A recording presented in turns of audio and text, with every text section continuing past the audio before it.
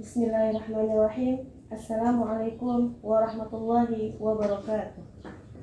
Alhamdulillahirabbil alamin wa bihi nasta'inu ala umuri dunya waddin wa ala alihi wa ashabihi rasulillahi ajma'in. Asyhadu an la ilaha illallah wa asyhadu anna Muhammadan abduhu wa rasuluh la nabiyya ba'da amma ba'du.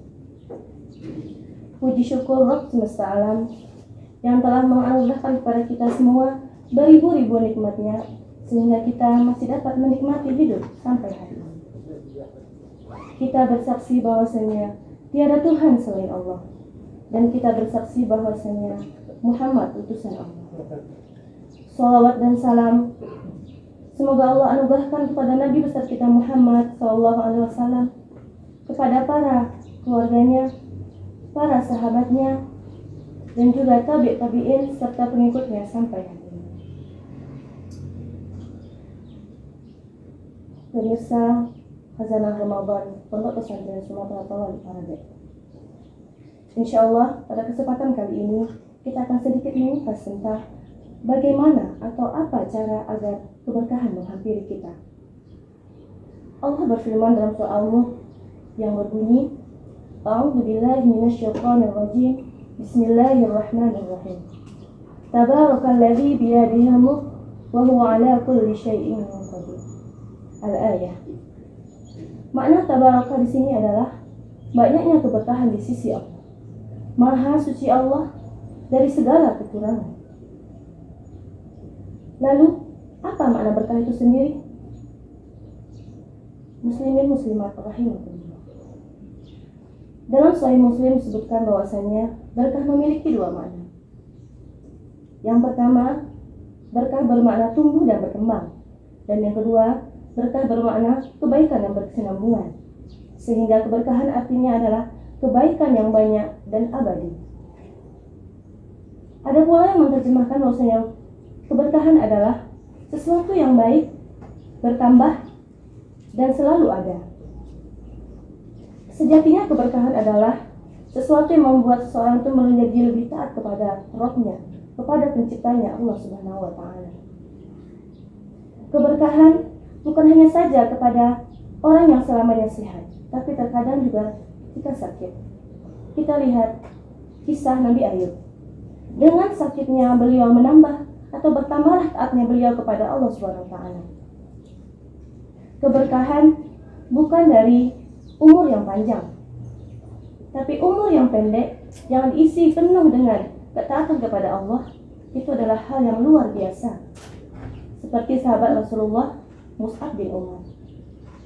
Keberkahan bukan dari tanah yang selalu subur. Kita lihat di Mekah, tanahnya tandus, namun memiliki kemuliaan di sisi Allah tersendiri. Keberkahan bukanlah dari gaji yang besar, namun gaji besar ataupun kecil, tapi selalu diinfakkan di jalan Allah. Keberkahan bukan dari makanan yang penuh gizi dan berkecukupan, tapi keberkahan dari makanan yang membuat si pemakannya menjadi lebih taat kepada Allah. Keberkahan bukan dari anak yang lucu dan menggemaskan ketika dia kecil, sukses ketika dia besar, tapi keberkahan adalah ketika anak selalu ingat kepada Tuhannya dan tidak lupa untuk mendoakan kedua orang tuanya.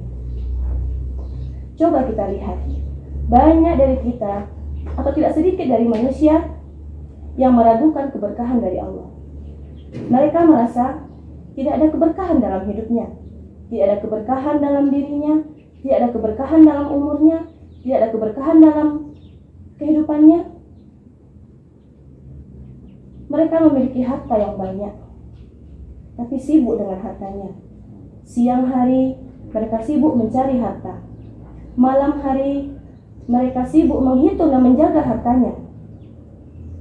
Sehingga malam pun yang Allah ciptakan untuk beristirahat, mereka habiskan untuk menjaga hartanya, dikarenakan takut akan habisnya hartanya, akan terbakarnya hartanya, dan lain sebagainya.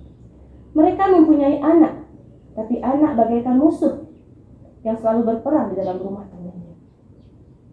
Mereka mempunyai ilmu yang banyak, tapi masyarakat tidak menikmati, tidak merasakan ilmu yang ia miliki. Bahkan dalam bermuamalah pun, dalam jual beli, Tidak sedikit atau tidak jarang dia tertipu, bahkan tidak pernah beruntung ataupun selalu merugi. Namun sebaliknya, ada pula golongan orang yang selalu bersyukur dan menikmati apa yang dia miliki. Dan dia merasa bahwasanya harta itu akan bertambah ketika dia berbagi dengan orang lain.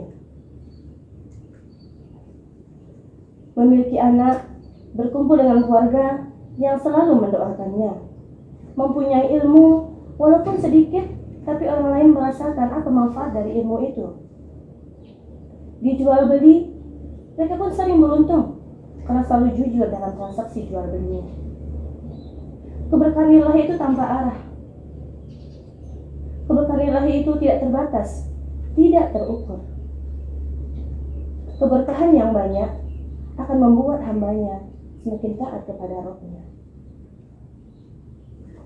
Permisal Ramadan, rahimahullah.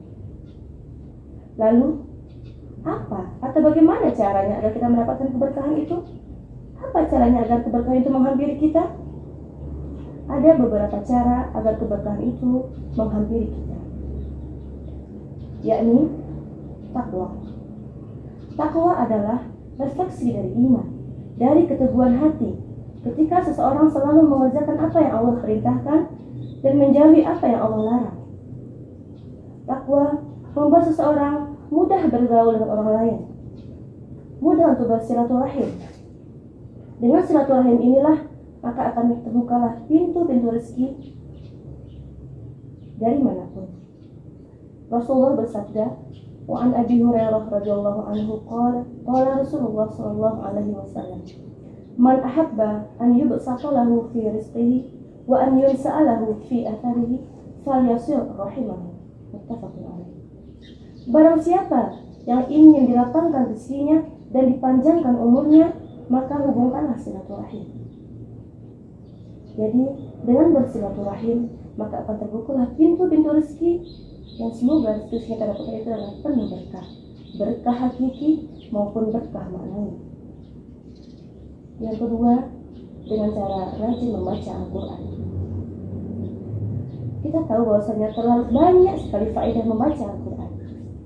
Rasulullah pun bersabda, wa an Ibnu Mas'ud radhiyallahu anhu yaqulu qala Rasulullah sallallahu alaihi wasallam, man qara'a harfan min kitabillahi falahu bihi al-hasanatu wal hasanatu bi asyri amsalha wa la aqulu alif lam mim harfun walakin alif harfun wa lam harfun wa mim harfun.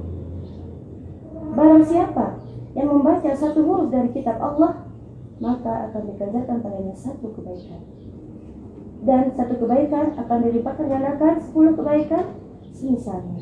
Dan tidak aku katakan alif lam mim satu huruf, akan tetapi alif satu huruf, lam satu huruf, dan mim satu huruf.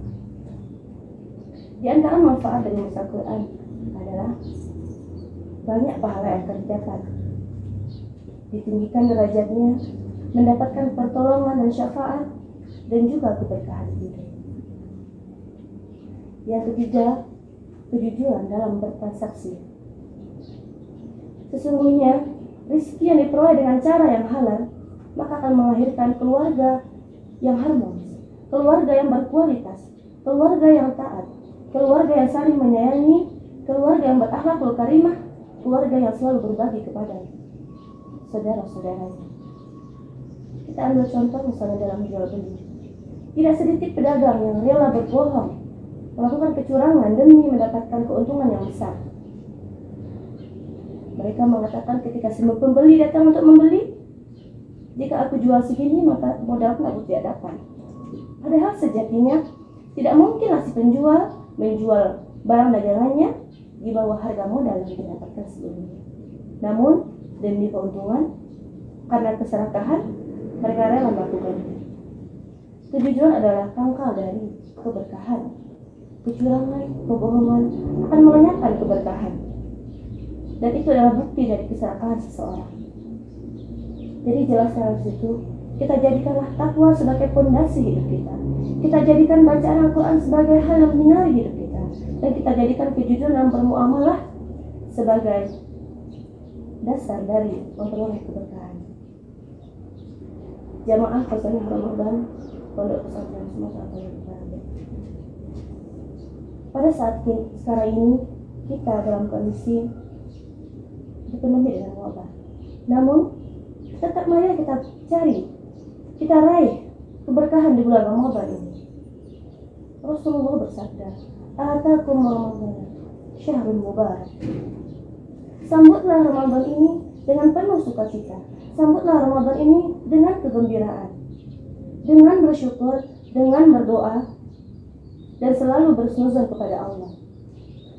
Sesungguhnya apa yang Allah katakan kepada kita itu adalah hal yang baik untuk kita. Hendaklah kita ridho dengan apa yang Allah tetapkan kepada kita, dan janganlah mengeluh dan janganlah menggerutu, karena na'udzubillah, murka Allah akan menghampiri kita. Rasulullah bersabda, "Man radiya falahu ridha, wa man sakhita falahu sukhtu." Barang siapa yang ridho dengan ketetapan Allah, maka Allah akan ridho kepadanya. Dan barang siapa yang mengeluh atau murka kepada ketetapan Allah, maka baginya pula kemurkaan Allah. Sahabat, dunia ini hanyalah sementara. Marilah kita raih keridhaan Allah. Marilah kita cari keberkahan hidup yang telah Allah berikan kepada kita.